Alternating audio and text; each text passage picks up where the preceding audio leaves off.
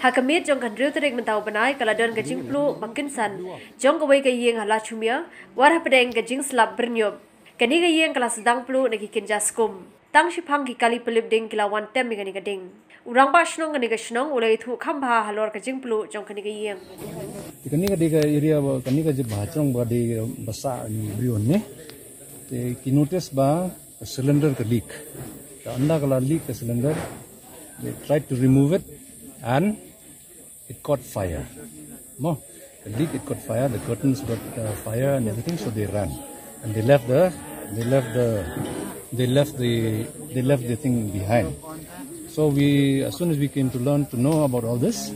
they evacuate your brokat iki nong sungai. Brokat lami yang iki ru banira lagi jong cylinder. Ikila yo ban ra pantli tang batang keto bod kebeing ketika we kamera nang to kimyo ban remove the cylinder then tinggal ikut fabricate tika ni ke Iing kalong hakata korkom baka surok